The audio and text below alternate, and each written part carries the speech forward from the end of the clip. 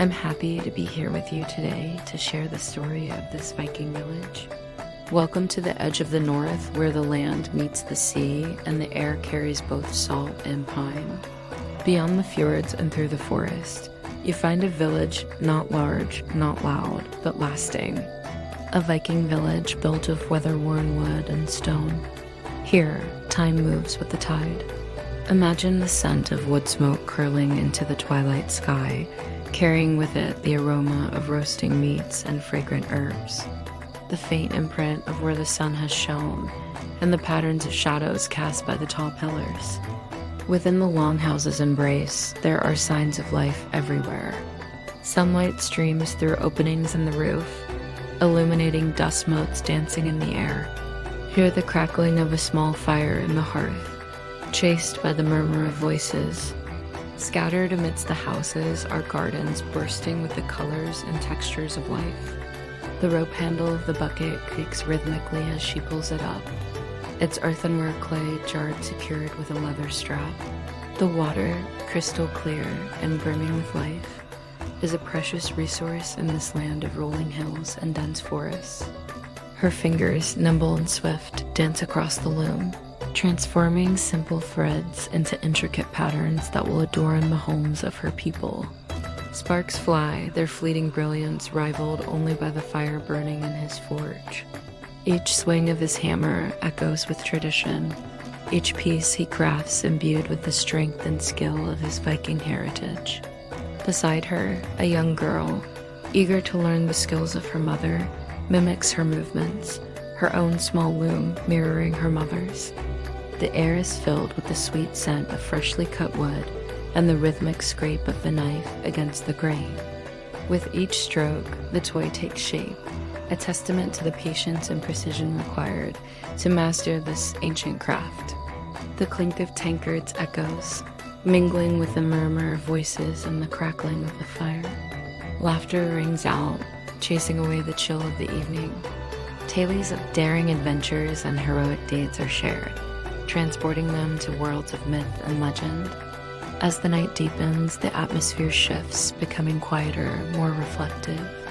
The flickering firelight dances in the depths of their eyes, casting dancing shadows on the walls. Here, in the heart of the Viking village, life unfolds in all its beauty, hardship, joy, and sorrow, bound together by the unbreakable spirit of community. The boy, eager to emulate his father, attempts to carve his own piece of wood, his tiny hands mimicking the graceful movements of the master craftsman. The well, a central feature of the village, serves not just as a source of hydration, but as a gathering place for the community. Work and play, toil and rest, all are balanced in a timeless dance as the villagers navigate the challenges and joys of their daily lives. As the light begins its slow fade, casting long shadows across the village green, the villagers start their nightly rituals.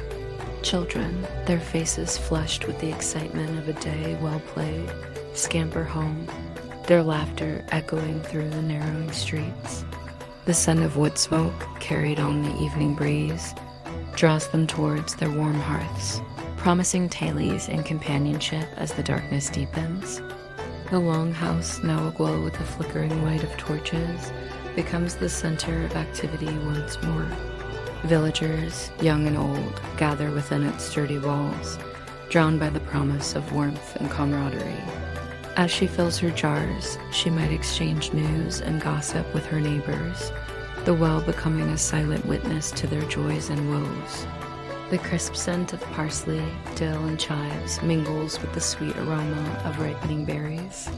Cabbage, onions, and carrots peek out from under broad leaves, while sturdy stalks of grain sway gently in the breeze. Even in this tranquil scene, there's a sense of purpose and provision for the future. The Vikings understood the importance of nurturing the land, for they knew that the prosperity of their village depended on it. Along one wall, there are long tables made of dark wood, polished smooth by countless hands. They are laden with the remnants of a feast, goblets, tankards, and plates scattered about, hinting at a recent celebration. This path leads us to the edge of the village, where a cluster of houses nestle closely, forming a protective ring around the heart of the community. These dwellings, smaller than the Grand Longhouse, yet equally important, belong to the families who make up the backbone of Viking society. Each house tells a story of its own, a tale of daily life, hard work, and quiet resilience. Nearby, a carpenter's workbench stands ready for the next project, tools laid out in an orderly fashion, testament to the industry that thrives here. Above it all hangs a drying rack for meat and fish, a reminder of their bounty from the sea and their skill in the hunt.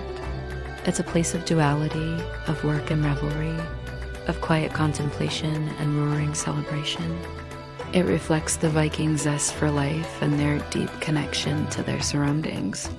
There are no grand towers or sweeping staircases, yet it commands respect and inspires awe. There are tools strewn about, but one item in particular catches your eye. An intricately carved wooden box sits on a workbench, its lid slightly ajar, revealing a trove of treasures within. As you lift it, you feel a rush of excitement mixed with a sense of responsibility.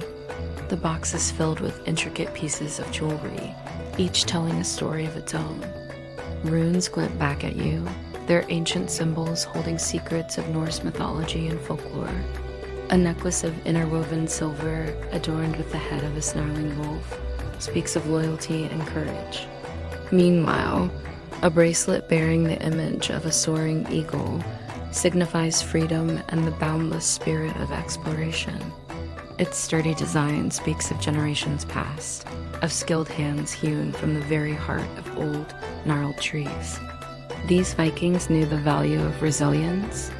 In the quiet moments before the fire, they wove intricate tapestries that told stories of gods and heroes. Their hands, calloused from years of labor and battle, could fashion exquisite jewelry from precious metals and gemstones. And as night fell, they would gather close to the fire, sharing tales and drinking deeply from intricately carved wooden cups. Now let's step outside again and continue our tour of the village. Their homes were not just shelters, but fortresses against the whims of nature, their lives forever intertwined with the rhythm of the sea and the fury of the north. The walls of the longhouse bore silent witness to the ebb and flow of their lives, the laughter of children playing, the murmur of elders sharing stories, and the boisterous tales of daring raids and voyages. Each board holds memories, each timber a saga waiting to be whispered on the wind. It mingles with the salty tang of the nearby sea and the earthy aroma of the forest. This is our Viking village. We are standing in the shadow of the longhouse, the heart of the village, and the seat of the chieftain's power. Built from massive wooden pillars and a steeply pitched roof, it stretches like a slumbering dragon along the shore. Its size hints at the importance of community and cooperation in Viking society. It is evening. The light is low and the horizon glows in soft amber. That long wooden structure in the center, that is the Langhis, the longhouse. It holds warmth and stories and meals from the day now past. Its walls have heard more than you or I ever will. But tonight, the village rests. Let's walk together through its paths and witness a different kind of strength. The calm, steady rhythm of a life shaped by earth, fire, and wind. Together we'll explore the sagas, the Eddas, and other sources to bring this village and its people to life. As we approach, we can see the remnants of the day etched into its exterior. Let's enter the longhouse and discover the treasures within. Let's approach one of the many workbenches set up around the longhouse. The Vikings weren't just fierce warriors or daring explorers. They were also master craftsmen. Beyond the longhouse, our Viking village unfolds like a tapestry woven with the threads of daily life. If we follow the sound of splashing water, we might come across a young woman drawing fresh water from a well. Imagine the crunch of small pebbles beneath your feet as you walk along the winding path leading away from the well. In one of the houses, a mother might be tending to her loom, the rhythmic clatter of the shuttle creating a soothing soundtrack to her day. Meanwhile, in another house, a blacksmith bellows furiously, his muscles straining as he hammers red-hot metal. In a quieter corner of the village, a young boy sits perched on a stool, his eyes wide with fascination as he watches his father carve a wooden toy. Here, in this peaceful village nestled between the sea and the forest, life ebbs and flows like the tides.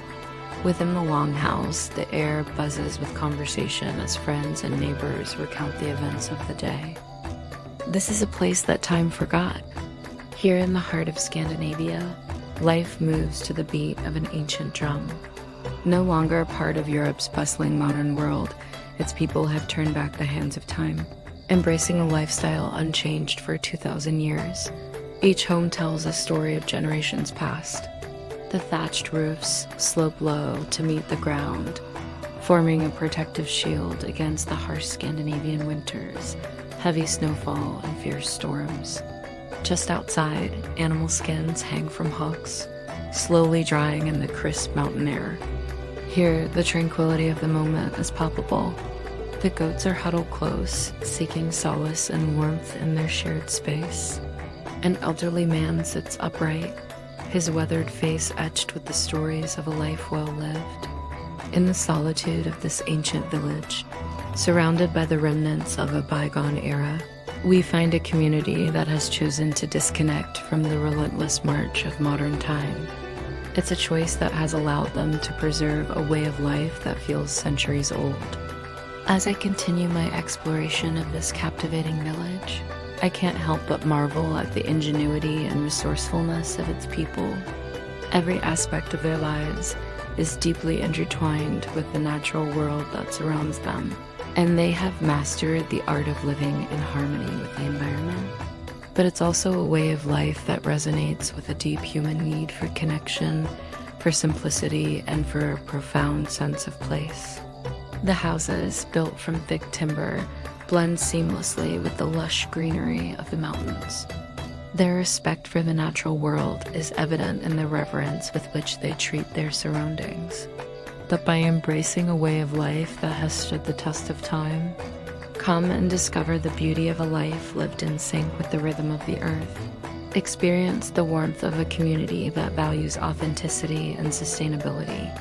Embrace the tranquility of a way of life that finds solace in the simplicity of nature's embrace. If you've been as captivated by its timeless charm as I have, show your support by liking this video.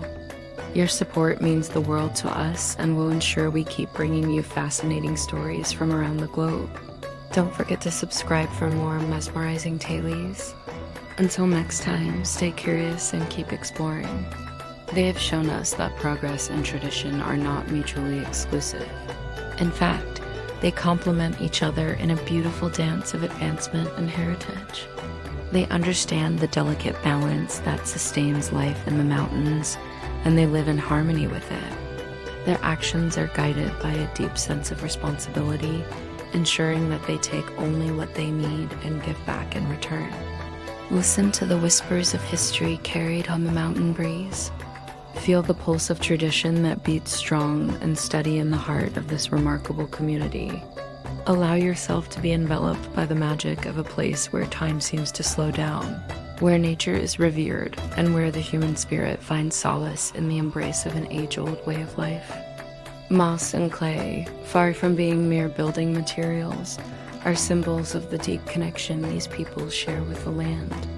Moss, with its velvety texture, not only adds a layer of insulation to their homes, but also serves as a living tapestry, weaving the buildings into the fabric of the forest. Clay, with its natural antibacterial properties, is more than just a sealant. It's a testament to their understanding of sustainable living. It's a living testament to the enduring spirit of humanity, a place where the echoes of the past resonate in the present to remind us of the beauty of a life well lived. By using locally sourced materials, they have created a living space that is not just cozy and functional, but also deeply rooted in tradition. His eyes, though dimmed by age, still hold a spark of vitality, reflecting the enduring spirit of those who call this place home. Each object tells a tale of skill and artistry passed down through generations. The thatched roofs, a masterpiece of craftsmanship, not only protect their homes, but also add a touch of rustic charm. They have harnessed the power of nature to create a labyrinth of tunnels beneath their roofs, a cool retreat during the sweltering summers. It's a testament to their ability to adapt and innovate while staying true to their cultural heritage. As I approach him, the only sound that breaks the silence is the gentle crackling of fire. They don't just live in the mountains, they are an integral part of the mountain's ecosystem. Their lifestyle is a perfect blend of human habitation and environmental sustainability. They practice traditional agriculture, growing crops that thrive in the mountain's unique microclimate. Their fields, a patchwork quilt of greens and golds, are a feast for the eyes and a testament to their deep understanding of the land. They rear livestock, not just for sustenance, but also as a way of preserving ancient breeds and ensuring a sustainable food supply. Their animals roam freely, their bells tinkling in the breeze, creating a melody that is as much a part of the landscape as the mountains themselves. He doesn't seem to notice my presence, lost in his thoughts as he gazes into the flickering flames. His hands, gnarled with age, rest on the armrests, each crease and wrinkle telling tales of a life deeply connected to this land. He is an embodiment of the village's ethos, a living testament to the values and traditions that have been handed down through generations. Meanwhile, the chickens have settled into their roosts, their soft clucking echoing in the stillness. Even the hounds, normally brimming with energy, are slumbering peacefully, curled up by the doorways. Wooden buckets are lined along the walls, each bearing silent witness to the daily routines within. Welcome to this remote village nestled between mountains and fjords, where life unfolds at a slower pace than anywhere else in Europe. Some family members tend to small embers in the hearth, coaxing life into dying flames. And in doing so, they have discovered a richness of life that defies the boundaries of the modern world. If you've ever felt the pull of the past, if you've ever yearned for a simpler time, then this village is a place to visit. Come and experience the magic of a life lived in harmony with nature and tradition, where the wisdom of the past meets the tranquility of the present. This village, tucked away in the mountains, is a sanctuary for those seeking authenticity and balance in an increasingly complex world. It's an invitation to rediscover the timeless values of community, resilience, and connection to the land. So if you're ready to step off the fast track of modern life, if you're ready to reconnect with the essence of what it means to be human, then come to this village. Let its peaceful rhythm envelop you, its traditions embrace you, and its landscapes rejuvenate your soul. Discover the beauty of a life less ordinary, a life lived in tune with the ancient wisdom of the past. Their colors have faded with time, but their presence is a powerful reminder of a legacy that echoes through generations. These are not merely relics of the past, but tangible links to a heritage that continues to shape the identity of this remarkable community. In this place where the echoes of the Viking age linger, these shields serve as both a tribute and a symbol of remembrance. They stand as silent sentinels guarding the stories of valor and resilience that have defined this region's history. Others move with purpose, preparing for the day ahead. There are no clocks here, no digital devices to dictate the passage of time. Time keeps its own pace here, measured by the sun's vast journey across the sky and the stars that twinkle in the vast expanse of night. It's a time dictated by the body's own memory, an ancient timekeeping mechanism honed over millennia. Welcome to this village that lives in the past. The houses appear straight out of a Viking saga, built from thick timber and sealed with moss and clay. Stepping inside, the atmosphere shifts to a profound silence. It's a quiet that speaks volumes about the rhythms of life here. As I venture deeper into this village suspended in time, my gaze falls upon a stack of shields leaning against the wall of a hall. My journey takes me further into the heart of this timeless village, where the livestock pens are nestled amidst the rows of traditional houses. But amidst this slumber, there is one figure who remains awake. For these people, life isn't just about enduring the passage of time.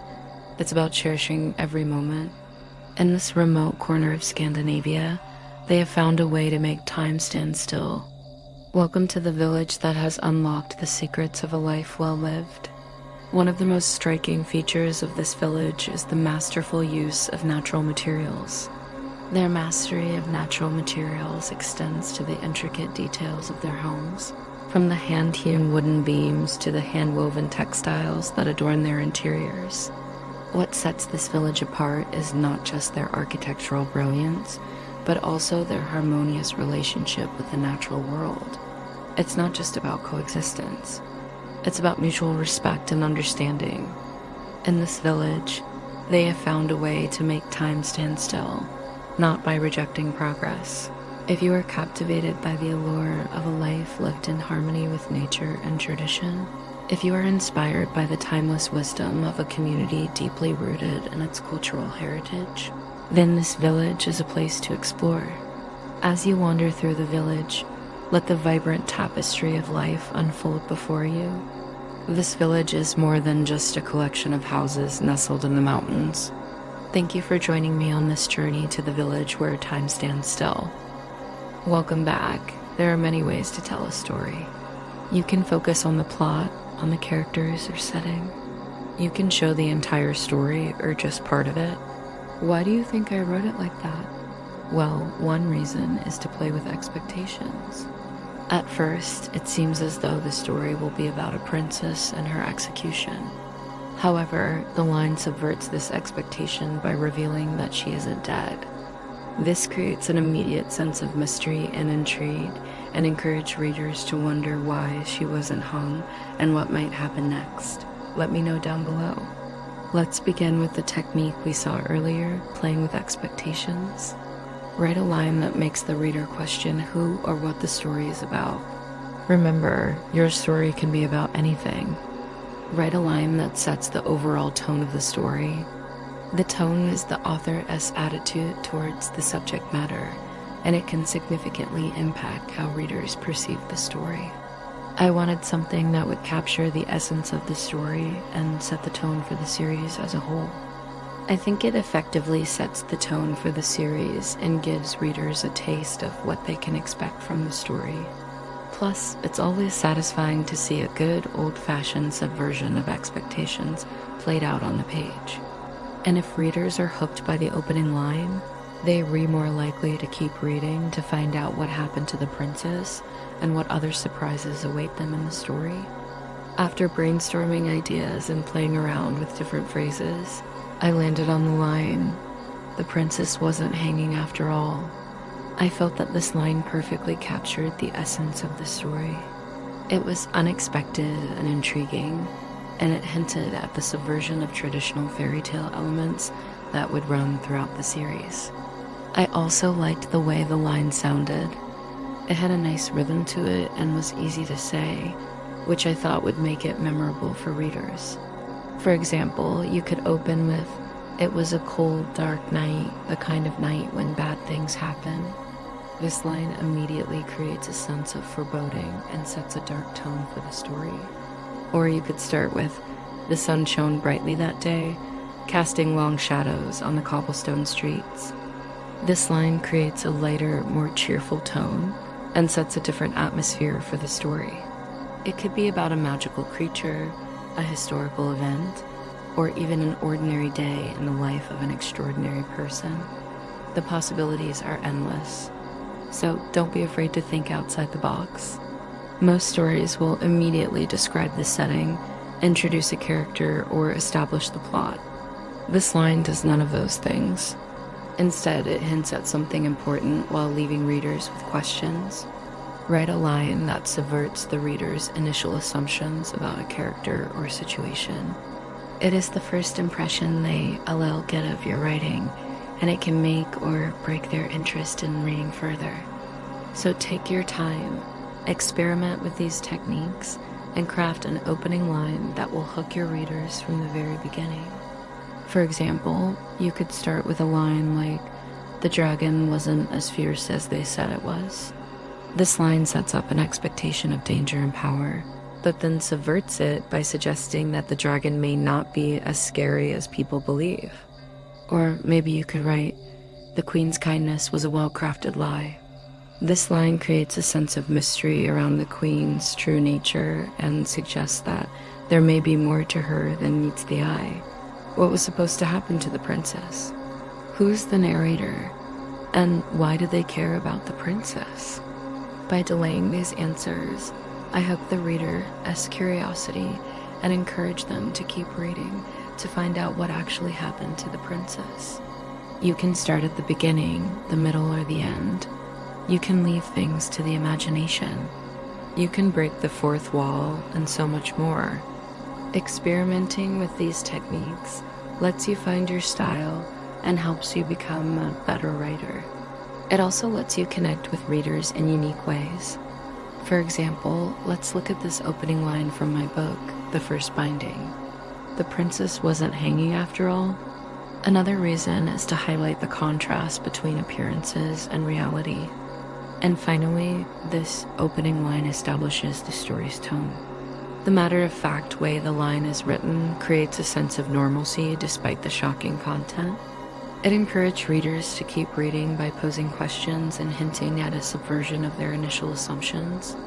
This contrast between the mundane language and the extraordinary situation further hooks the reader's attention and sets the stage for the unexpected events that unfold in the story. Overall, this opening line serves as an effective hook because it plays with the reader's expectations, highlights the contrast between appearances and reality, and establishes the story's overall tone. What's your favorite opening line from a book?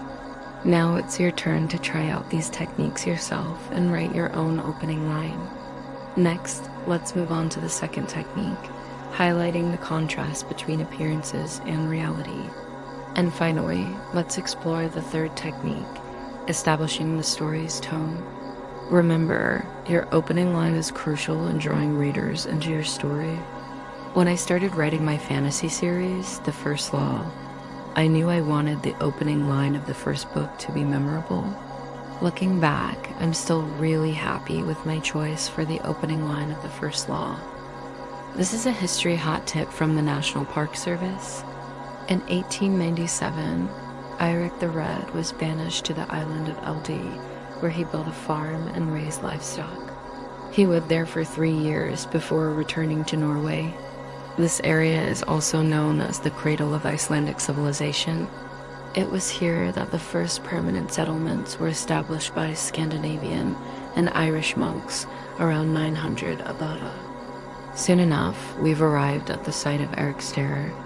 According to the Landnámabók, or Book of Settlements, which was written in the 13th century, this was the largest farm in all of Iceland when it was first settled. The roofless structure is surrounded by broken pieces of wall that have crumbled over time. Scattered throughout the site are flat stones that appear to be remnants of other structures. Maybe they were workshops, maybe they were storage buildings. It's impossible to know for sure.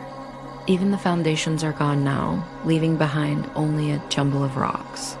It was divided into 2 sections, one used for farming and one for animal husbandry. In total, the farm had around 50 houses. I paused to catch my breath to look back at the lonely farmstead.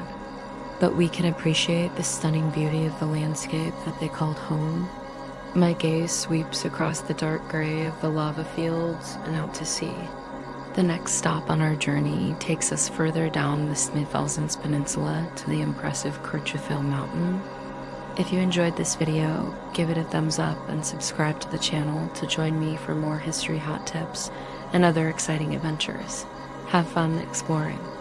Legend has it that a troll was petrified by the rising sun while trying to carry off a Christian preacher.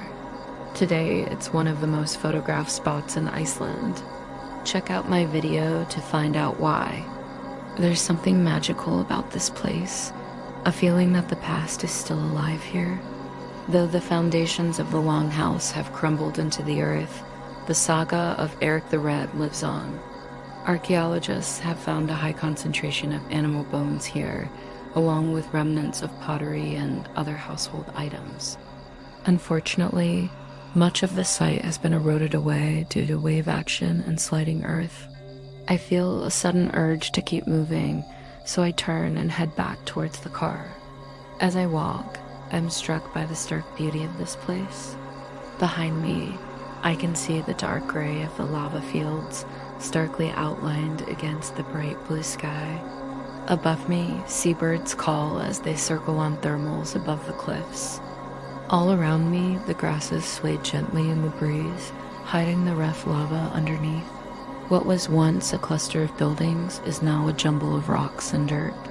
But thanks to the efforts of archaeologists who have excavated here in recent decades, we have a better understanding of life on this very first farm. And it's said that the whole of Iceland was settled within 2 generations after that. I see a bustling community of families going about their daily lives. Children playing outside the long hall while their parents tend to livestock and crops. Yet somehow people did just that.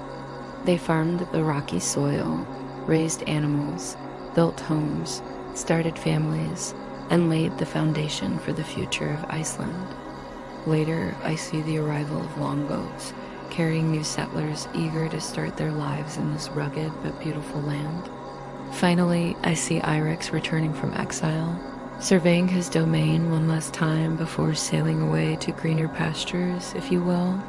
You can visit the ruins of his farm today in the beautiful and dramatic landscape of Iceland's Snæfellsnes Peninsula.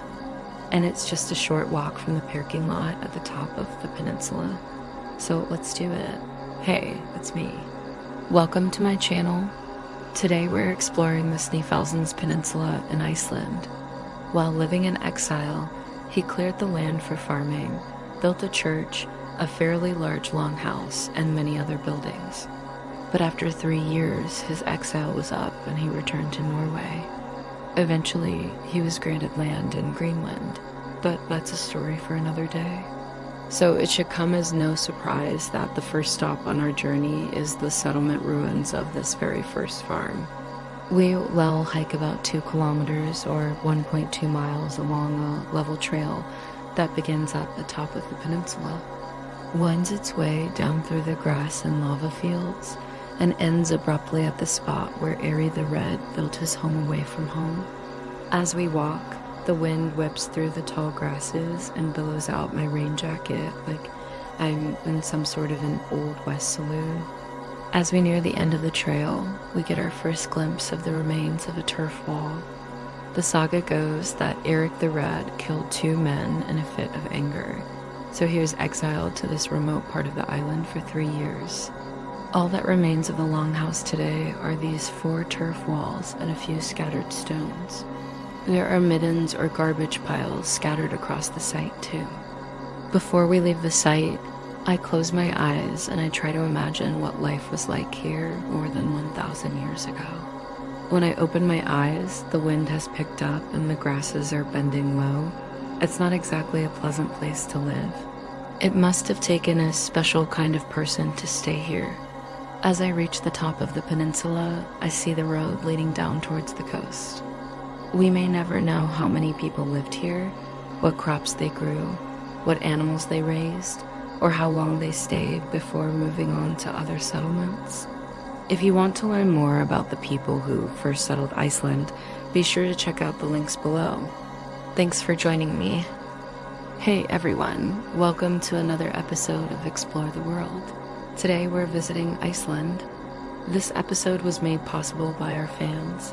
A low creak here, a faint sigh there. The benches are empty, the mead horns have been placed aside.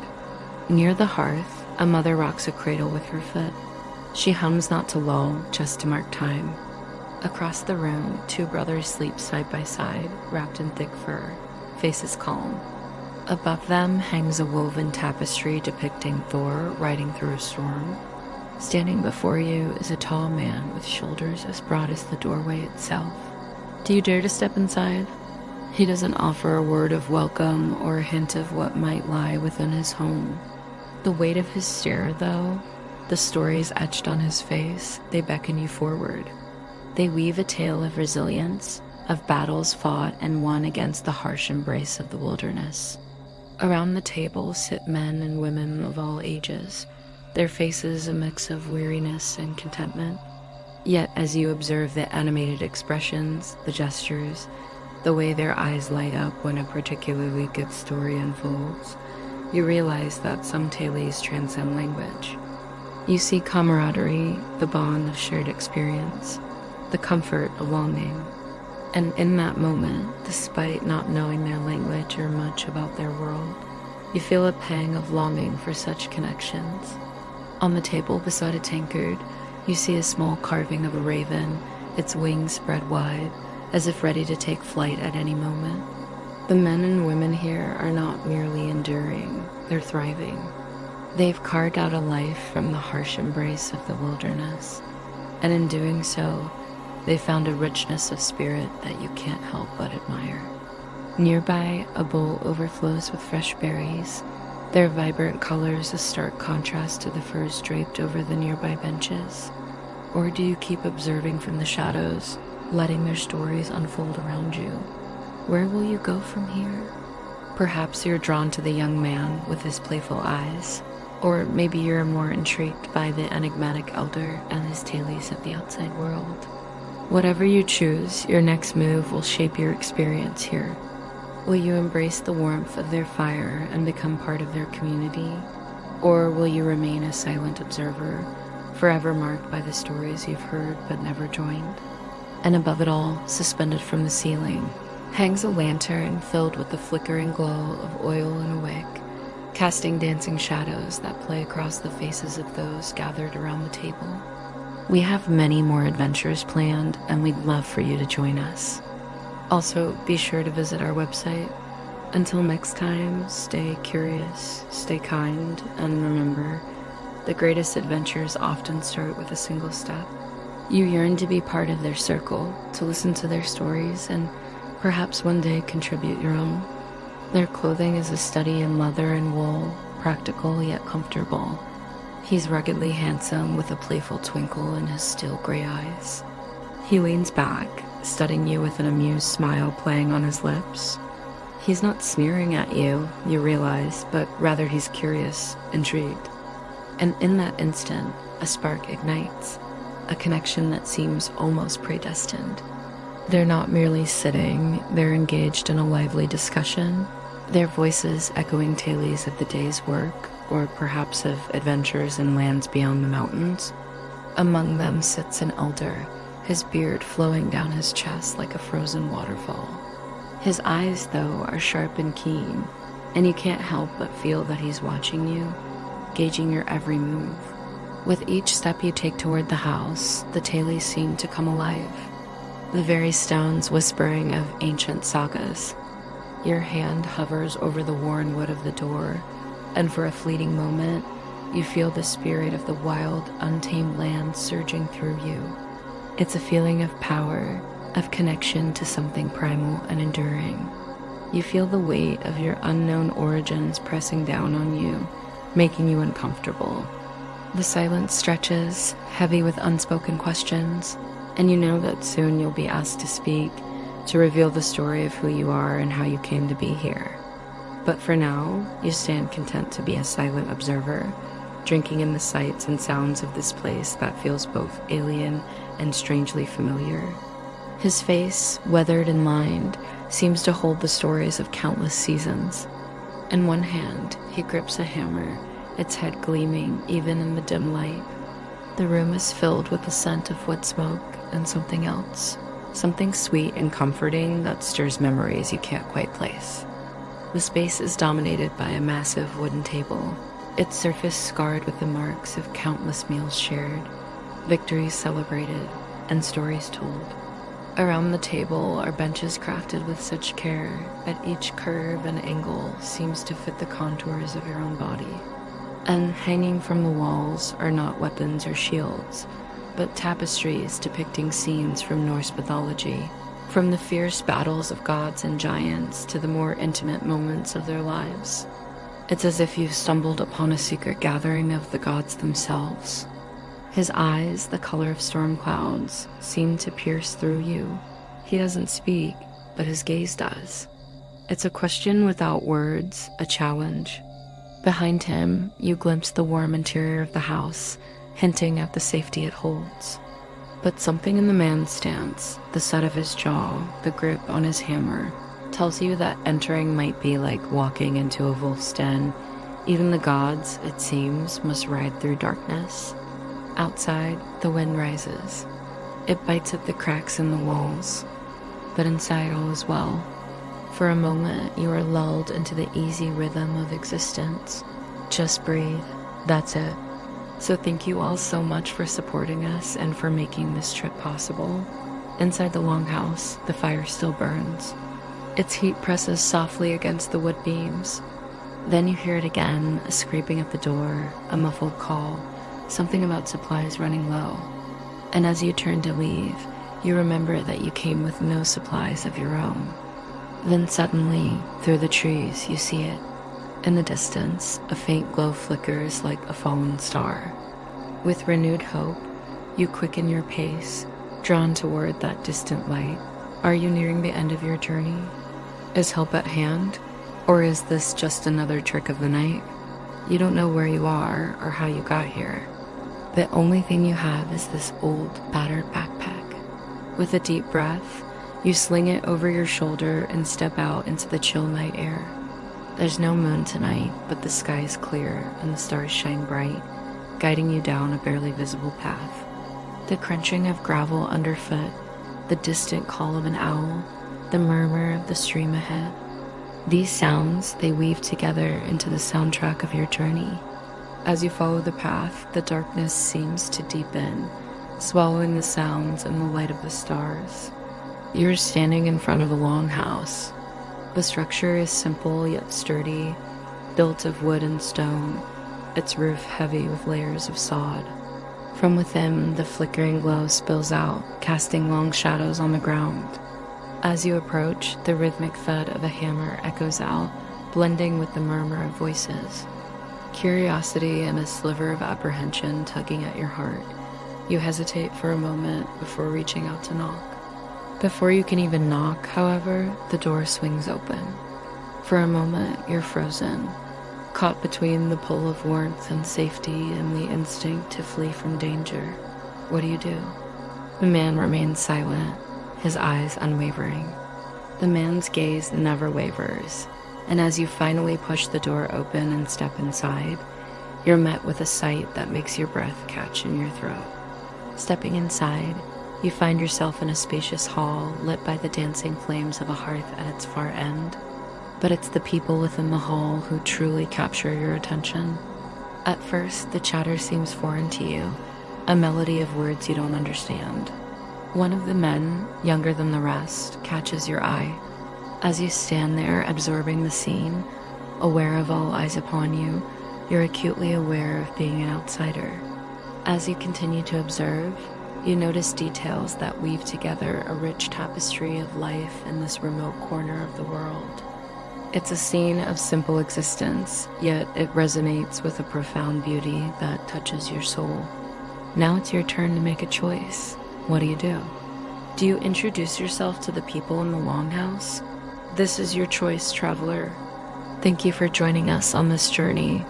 If you enjoyed this experience, please consider subscribing to our channel. Look up. Above, the sky stretches beyond comprehension. Thousands of stars, some bright. You hear the rhythmic clang of the blacksmith's hammer and the excited chatter of the crowd gathered around the boat landing. Tall and broad-shouldered, he gazes out at the fjord, his weathered face creased in thought. You will feast, you will tell stories, and you will listen to the sagas of old. The blacksmith extinguishes his forge, leaving sparks to drift lazily into the darkening sky. Tonight, the village is quiet, the air thick with the smell of wood smoke and brine. A gentle breeze rustles through the grass, carrying with it the cries of unseen birds. You turn to go back to the longhouse, but pause to take one last look at the dancing lights. The darkness is comforting, enveloping you in its quiet embrace. You turn and walk away from the sleeping village, carrying with you the peace and tranquility of the night. The memory of the dancing lights will stay with you, a reminder of the beauty and mystery of the natural world. You will carry the calm of the village within you, a quiet strength that will sustain you through the challenges of the day. The Viking village may be just a memory, but its spirit will live on in your heart, guiding you and inspiring you to find the beauty and wonder in every moment. The world wakes now, stretching and yawning, ready to greet the day. But you carry the quiet strength of the night, a strength born of stillness, a strength found in the heart of the storm. You feel a sense of peace settle over you, a feeling of being connected to something larger than yourself. The village sleeps now, its inhabitants lost in the dreams of a simpler time. You too feel the pull of sleep, but resist it for just a little while longer. You want to hold on to this moment, to savor the stillness before the chaos of the world wakes you again. As you do, you notice a figure standing apart from the crowd. It is the tall man you saw earlier. He stands motionless, his gaze fixed on the sky. His shoulders seem to sag under the weight of his thoughts, and his face is unreadable in the dim light. You wonder about the stories that have shaped him, the battles he has fought, the losses he has endured. As the night wears on, the lights begin to fade, and the villagers return to their homes. You linger a while longer, watching the sky slowly darken and the stars begin to reappear. The silence descends once more, deeper now, more profound. The village is still, the fires have dwindled, and the only sound is the whisper of the wind through the grass. The sky is a deep indigo, studded with countless stars. You stand at the edge of the village, wrapped in a heavy cloak, watching the night unfold. The silence is not empty. It is filled with the soft murmurs of the wind and the distant call of an owl. The darkness seems to pulse with life, and you feel a sense of awe at the immensity of the universe. Women gather around a large cauldron, stirring its contents and sharing gossip. It grows steadily, taking on a rhythmic pulsing motion. Slowly, deliberately, the northern lights begin their celestial dance, painting the sky with hues of green and blue. You are transfixed, watching as the lights shift and change, creating a breathtaking display of natural beauty. The villagers stir, emerging from their homes to stand in awe of the spectacle before them. They point and whisper, their faces illuminated by the eerie glow. Some clap their hands in appreciation, while others raise their arms toward the sky in supplication. The sight is both terrifying and beautiful, and you find yourself drawn into the energy of the moment. Men repair nets or sharpen tools, their movements precise and efficient. Children run through the gathering twilight, their laughter echoing across the village. The older villagers move with a slower, deliberate grace, their faces etched with the wisdom of years. The day's work is done, but the night is young. You will also hear of the raids and battles, of courage and cunning. Tonight, however, there will be no tales of war, only the quiet murmur of daily life. For now, the warriors rest, their weapons silent, their strength conserved for the coming dawn. For this moment, there is only peace. When he turns, you catch a glimpse of intense blue eyes that seem to hold the wisdom of countless winters. He nods his head in greeting and gestures for you to follow him. With a few steps, you find yourself drawn into the heart of the village, where life unfolds in a tapestry of sound and color.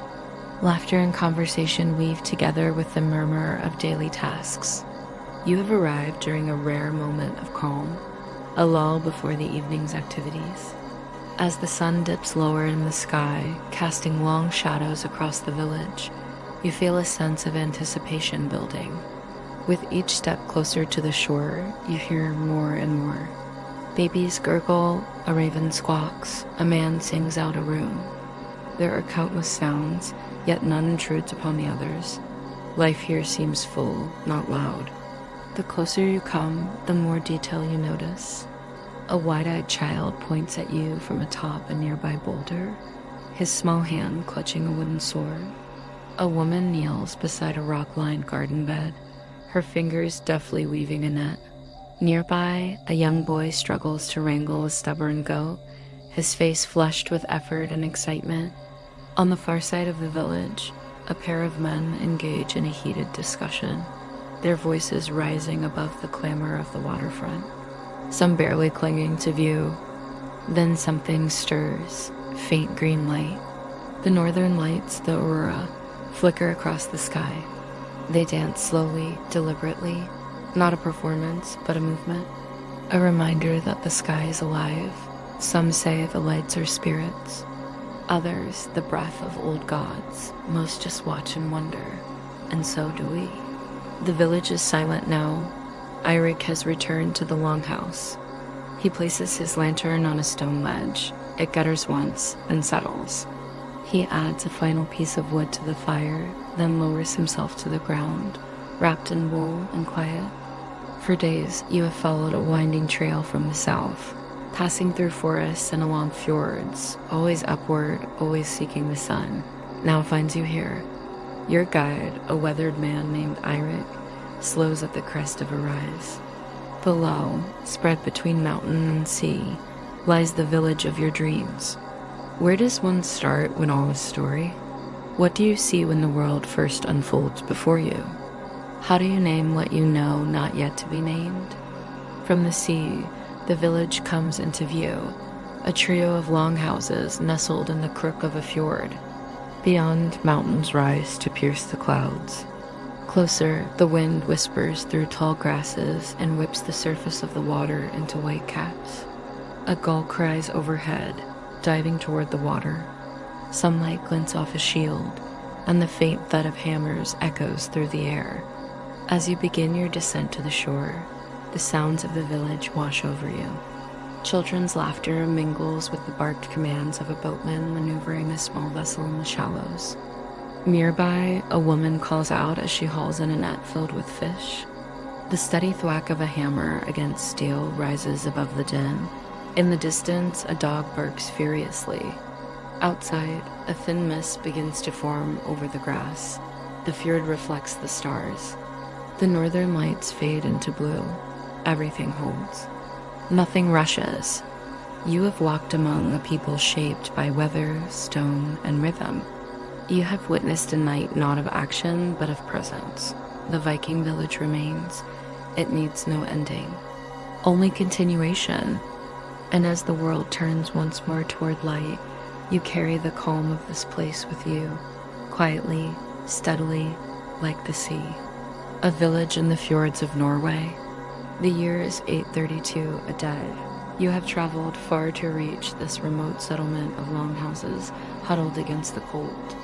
Your eyes adjust to the vibrant colors of the village, the ruddy cheeks of the men, the saffron yellow of a woman's blouse, the deep blue of a child's tunic.